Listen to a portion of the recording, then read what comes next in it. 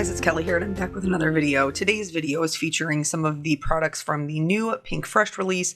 I am working with the Holiday Street stamps and stencils, and then also these new sentiments that came out. I love the way that they're put together, and then the blanket rectangle dies as well as the essential rectangles. So basically, this is going to be, for the most part, a one-layer card. This is a red rubber stamp, so in order to use that in my MISTI, I need to take out that foam piece because my red rubber stamp already has that foam piece in place for me. So I'm going to put that down on my very well-loved sticky mat, and then I am going to stamp this in the black detail ink from Pinkfresh. This is safe for alcohol markers, which we will be adding to create some shading for our night scene. I really love this stamp because it's already one scene put together for you. So if you're looking for something that's like super quick to create Christmas cards with or multiple Christmas cards with, it's an easy one to do, and it's going to be gender neutral. Like, it's just a snowy little holiday street neighborhood. So I am going to use the stencils here. Basically, I'm using the stencil to act as my lightest color. This is going to be super helpful for me. I mean, it's for the houses, for the technique that I'm doing, not the houses so much, but definitely the snow, the sky, and this little road here. So I've picked out a couple of the they're not like a true blue violet, but they're like a desaturated blue. And I'm using the 1/2-inch blender brushes.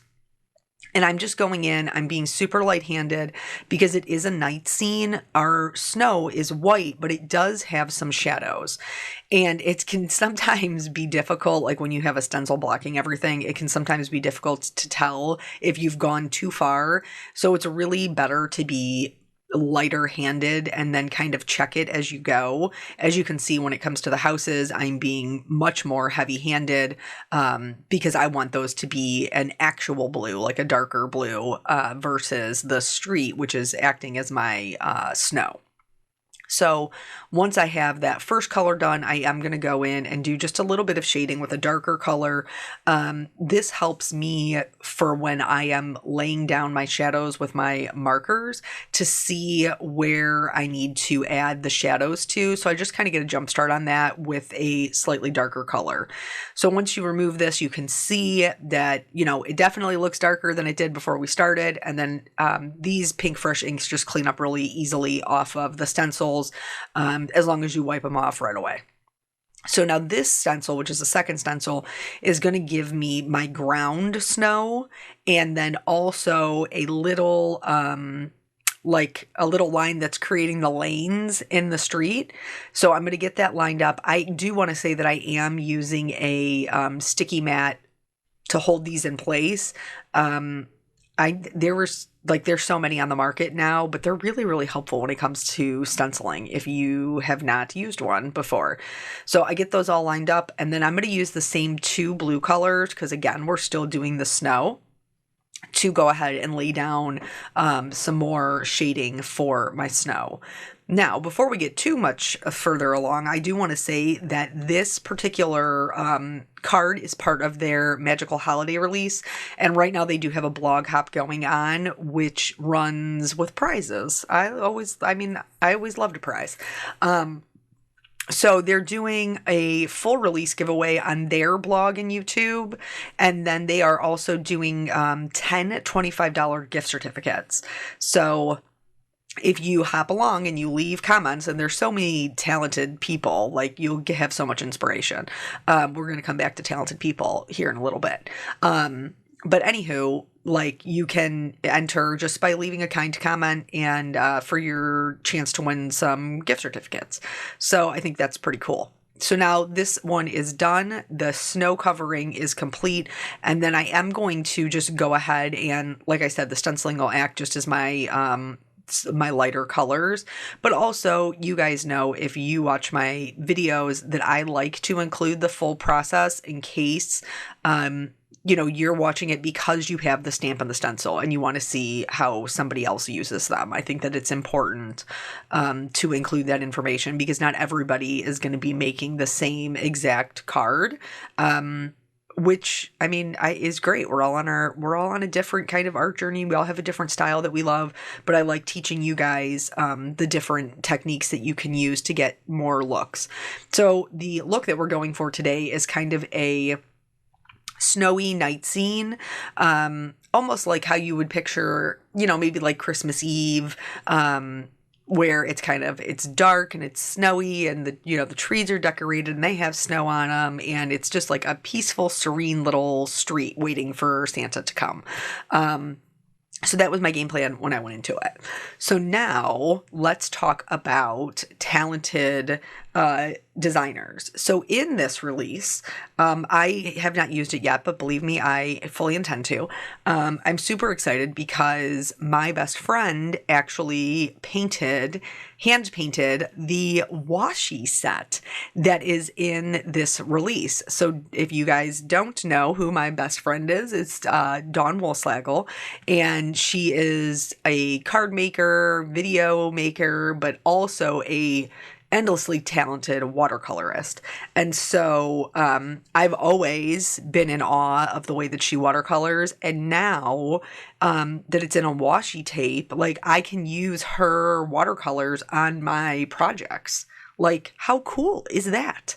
And then, from her washi, they were able to create a bunch of other, like the stamp, the stencil, the die, all of that. So it's a whole suite on its own. But really, the washi tape that she hand painted is my favorite part, and I do have it and I do intend to use it. But for today, I was really drawn to this holiday street. You guys know that I love scenes, so that's no big shock there. So for this one, doing the yellow, I am going to do the yellow is like as a coloring of some of the houses. But I'm also going to use it to light up some of the windows. So you'll see as we go through this that, we're going to use a little bit of glazing with our alcohol markers to create lit windows on other areas. But this makes it nice and easy because doing the side of the house yellow and then adding the darker shading really helps those windows to look super lit up. You could absolutely use this to create a light up card, like especially the easy lights that have like the 3 strands. You could pick 3 separate houses and light those up. So now this one does the roof and some doors. And for that, we are going to go back to those same blue colors that we used for the snow and the road. Here, I'm just going in with the blender to see if I have enough color left to add my shading. I don't. I'm going to have to open up my inks. But here, again, you don't want to do the whole thing. You want to leave a little bit of white because we're just adding the shadows. So I am using the 1/2 inch blender, but you could even use the 1/4 of an inch. And it's just really super light. We're not getting crazy with it. We have another technique that we're going to do over top of that. But that is, we're onto our very last stencil. And this is for the lights and the sky. Now notice up at the top there where the sky, I stamped mine a little farther down. So the sky doesn't go all the way up. So here's how I'm going to get around that to make sure that my sky blends really nicely. First, I'm going to go in and I'm going to mask all of my lights. Okay, I want to make sure I'm not getting dark blue on my lights because I want it to be a night scene. So I'm just going to use little pieces of low-tack tape. This went by really quickly. It's fast to do. And then I'm going to start my ink blending at my horizon line, and I'm not going to go over that top part of the stencil. That way there is no break. So I'm just going to add as much as I can, like all of the darkness that I need to add while this is masking all of my little trees and houses and everything right on my horizon line. So I will build up those colors. And then once I'm happy with how those colors look, I can then remove the stencil and then carry up the rest of the color to the top of the card without that line in the stencil. So I think if I had stamped it up a little bit higher, it would have been kind of like the perfect matchup. But I did stamp it a little bit lower because I wanted to have as much sky as possible. Since I'm doing this, night scene with the snow and all of that. So I did work all the way out to the darkest color in this pack. The inks that I have them all in the mini cubes. And since I mainly use them for stenciling, that works really well for me. So now you could leave it like this, like where it just kind of fades up into white. I wanted mine to be a, full like snow scene. So I'm going to go ahead and remove it off of that, photopolymer mat. And then I'll just carry on that ink right up to the edge so that we have a darker night sky. So, yeah, I just love scene cards. Anyway, so I'm super excited to use Dawn's washi. I think it's so cool. I mean, how cool is it that somebody at home can, hand paint this beautiful image, and then we can take it and turn it into this product where all of that beautiful hand painting remains intact. And then those of us who cannot paint like that can use it on our cards. So cool. Okay, so now we're on to the coloring portion. And for this, I chose some desaturated blues. All that means is it's just blue that has more gray in it. And I also chose some blue violets, and this is going to allow me to go in and create some shading. So put in the shadows kind of around the snow mounds, around the trees, around the houses, to really kind of darken this up and help create some dimension in our little street. So I'm also using those same colors to add some shading to the rooftops. And as you can see, I'm not adding a ton. I'm just adding a little bit. If there's like a roof overhang, or if there is like that one down in the bottom right, like you can kind of see both sides of the roof. So just picking one side or the other to add shading to help give it a little bit more dimension. But for the most part, I added it just kind of to the bottom of each of the rooftops. And then I'll go back in with a lighter blue-violet color and kind of blend those out. And then I'll use that.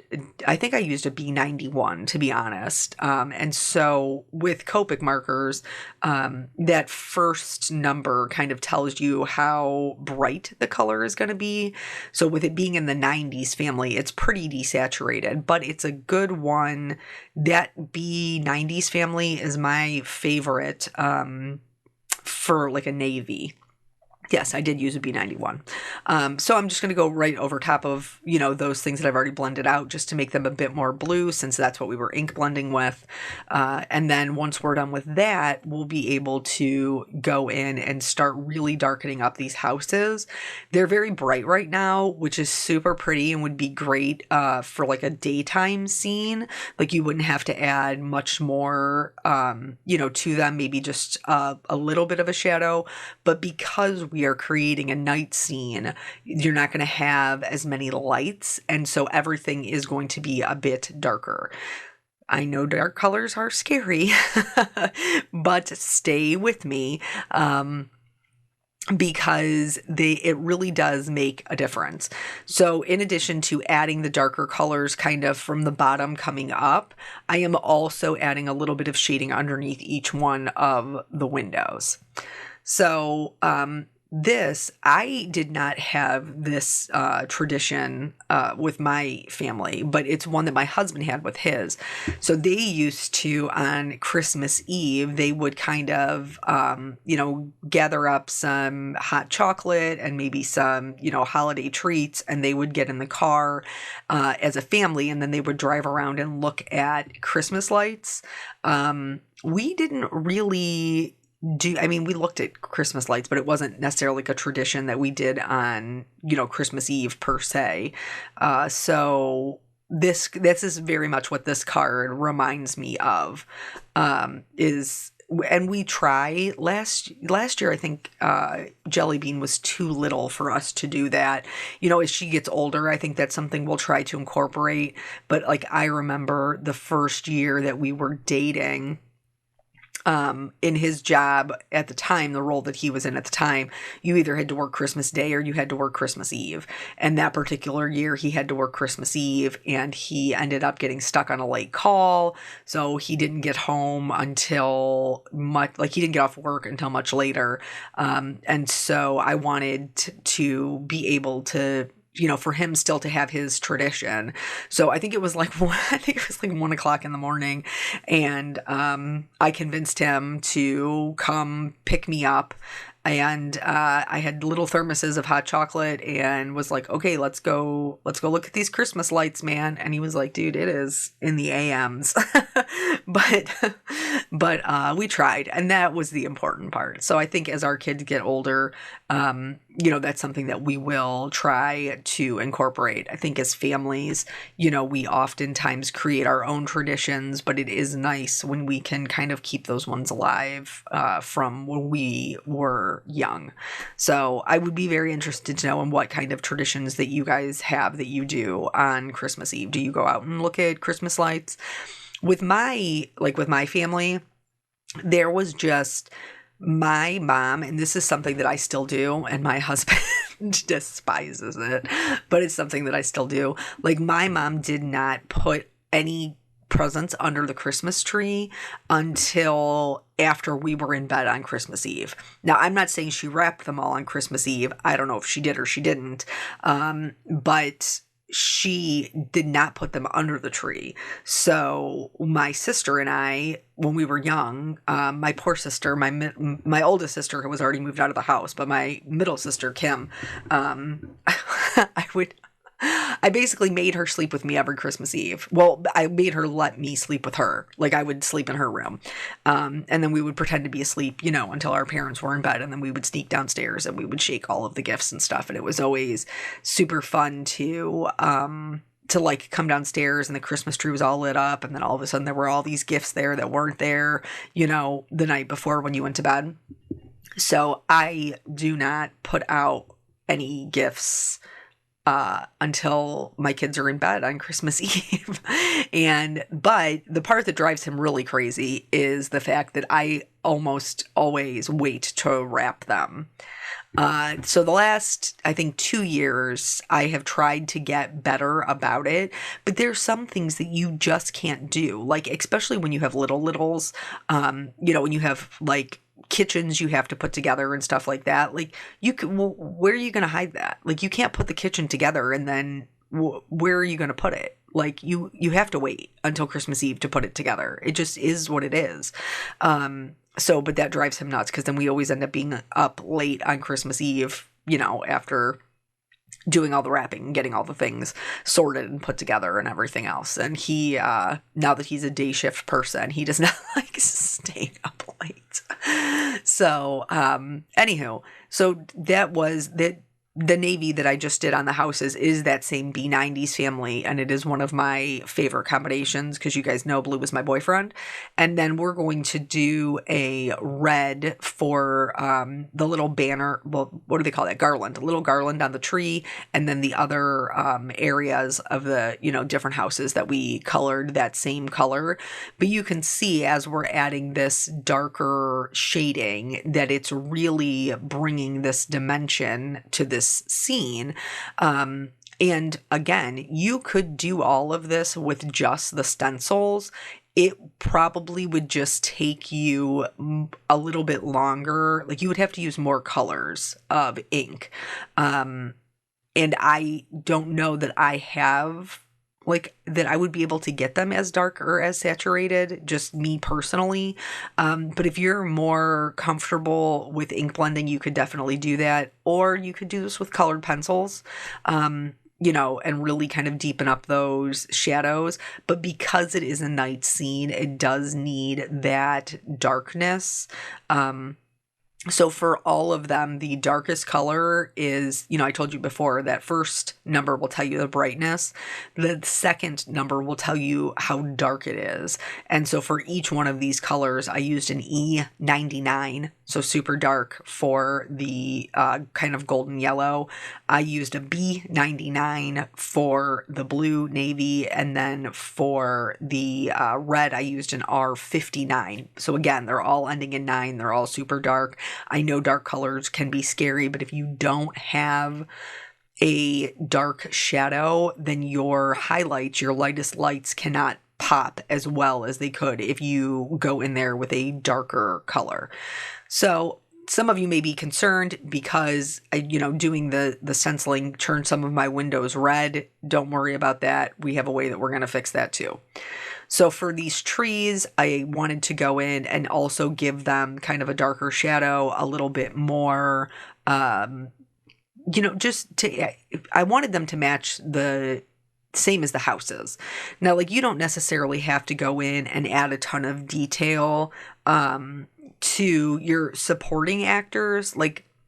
There are some colorists that don't, they just add some detail to their main areas, and then your brain just kind of fills in the rest.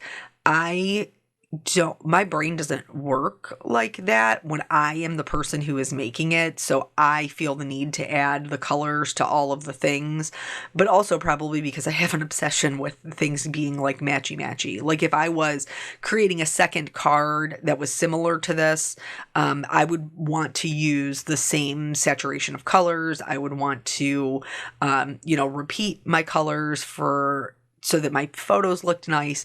And that may be a me thing. If that's not a you thing, then don't worry about that. But that's what my brain thinks. So no matter the size of the tree, whether it is this big one that's decorated, in more of a traditional Christmas tree, or some of the other kind of pine or evergreens that you see throughout the scene, you can do them the same way. Just know that on the smaller trees, you will probably just generally use a little bit less color, just because they're smaller, they're not as much real estate.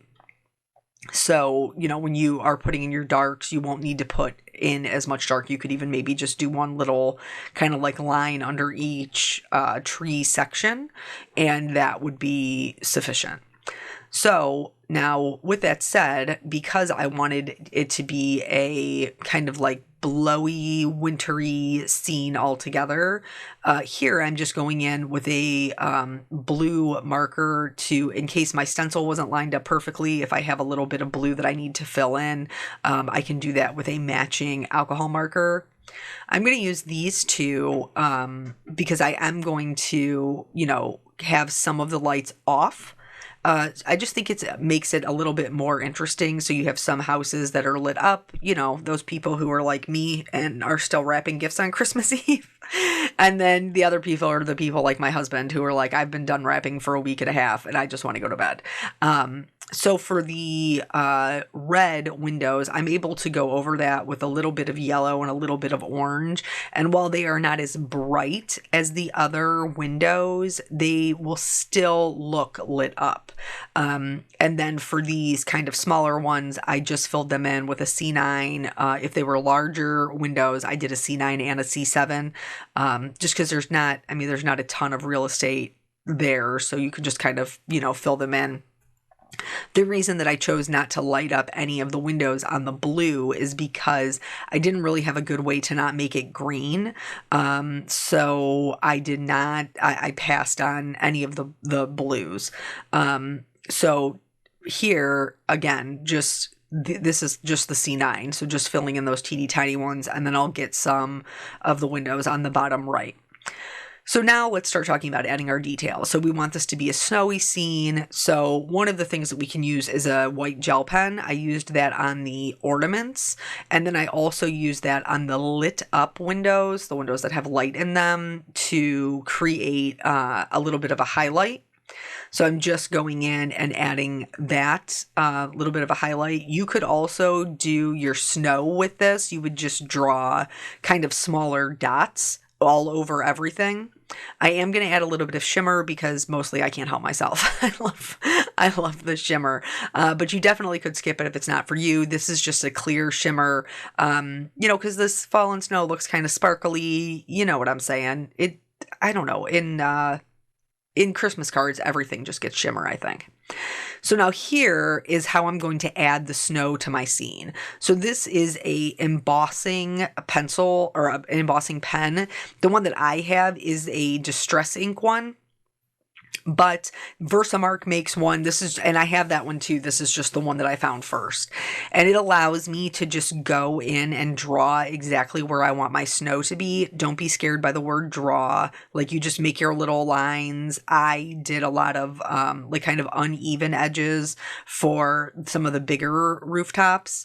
And I should have treated it with an anti-static tool beforehand, but I did not because I was so excited to do it. So learn from my lesson. Here I'm just going in and wiping off anything that is kind of in the way. And then to make the edges look a little bit nicer, I can go in with a dry paintbrush, a small dry paintbrush. And if I need to bump any of it back, I can. So once I'm happy with that, this particular embossing powder is a white puff embossing powder. I am using the one from Hero Art, but WOW also has one that works really well. And basically when you heat it up, it just puffs up with texture, so it looks like it's real snow. The trick to making this look super nice is you have to go over the black line on the roof. Like, it has to cover up that black line to truly look like the snow has fallen on the roof or the tree and is kind of mounded there. So not all the black lines, but just that top, the most top part of the roof or the tree. So that way it looks like the edge of it is the snow, like the snow is the highest point. So I just went through and I did I took as much time as I needed. So the first time I went through, I hit up a couple of the roofs. The second time I went through, I added to any of the roofs that I needed to. And then I also got the trees. And then I'll just put more of that embossing powder on, heat it, let it puff. Some of the roofs that I did the first time around, I didn't like the way, like how much snow was there. So if I needed to add more, I did that. So you can go right over top of the same areas with that pen to add more if you feel like you need more snow. So here, I like that one was a little granulated at the top. I wanted to fill that in a little bit more. So I did, go over it with the pen. And then this time I'm also going to kind of edge the street with a little bit of snow as well. Now you could remember we talked about how we're trying to make it look snowy. You could do spots, like little dots with your embossing pen and have like puffed up spots that are, the snow falling. That does tend to be a little too much for my personal taste, but it is something that is an option if you really are looking for like a bold snow, almost like a blizzard. If you're looking to make a blizzard, maybe do that. I'm looking for a soft falling snow. So in order to create that, once I'm done with my heat embossing, I am going to use the Copic Opaque White, and I'm just going to put a little bit down on my glass mat. I am going to add just a little bit of water. Now, adding more or less water is going to affect how opaque the Copic ink is. So if you add more water, it's going to be more transparent. Don't mind me dropping it there. At least it hit my desk, right? Not my card. But if you have more ink than water, it will be more opaque. You can also do this same thing with white acrylic paint and not necessarily the Copic Opaque ink. You can do it, you can add water to the acrylic paint as well, and that will, it will work the same way with the same level of transparency, more water, more transparent, less water, more opaque. But the reason I add the water at all is because it's a little bit difficult to get good splatters if there isn't any water added. It's just a little bit thick. So now here, remember how I told you back before, you could use the white gel pen to do your snow all together if you didn't want to do spatters. Here, I'm just going into the sky and adding some bigger flakes. I really like the way that this card turned out, but I love when things are framed in. I just think it makes it look just so much more finished. So I chose to use the blanket edge die. And so when you use this, it is the largest one. It's going to put the blanket edge in, but it's not going to cut the inside of it. It's not going to be a frame. It's still going to be a full piece. And then if you use another one of the blanket stitches, you'll have blanket stitches on both sides. Because as you get, you move down further in size, there's a blanket stitch on each side. I didn't want that. I just wanted the blanket stitch frame. So in order to do that, I just used the rectangles so that I could just cut out the frame nice and easy and have a straight edge on the inside without any of the added detail. So then I'm going to put that on to kind of frame my pretty picture. And then for the sentiment, these are such great sentiments. They're just really well done because they almost have I don't know, it's like an oxymoron, like a modern vintage feel. I really enjoy the font and the shape of them. I think they're super pretty. And this is my first time actually using the white pigment ink from Pinkfresh. Works beautifully. In fact, this is it just stamped without any embossing, and I was shocked at how bright it was. So very impressed with that. I am going to go ahead and heat emboss this with some white detail embossing powder because I like that little bit of shine that it gives. So any areas that I'm getting any embossing powders that I don't want, I just clean those up with a dry paintbrush, and then I will go ahead and heat set this with just my heat gun, making sure everything is nice and smooth and white. And then once that's done, I will be able to die cut it out with its coordinating die. Speaking of the coordinating die, in addition to this one that I cut out of navy, I also cut 3 or 4 more out of just white so that I could stack them up and my sentiment would sit a little bit higher than the rest of my scene. So I'm just adding some glue to this. I'm going to glue this directly down. Again, these would be super easy to mail because the vast majority of it is one layer. You just have this one little extra, layer with the frame. But I think it makes it. I really do. I think it makes the card. I love a framed look. I like clean edges. I can't help it. I am who I am. So here's those other ones that I cut out of just plain white. And then that way I can stack them up.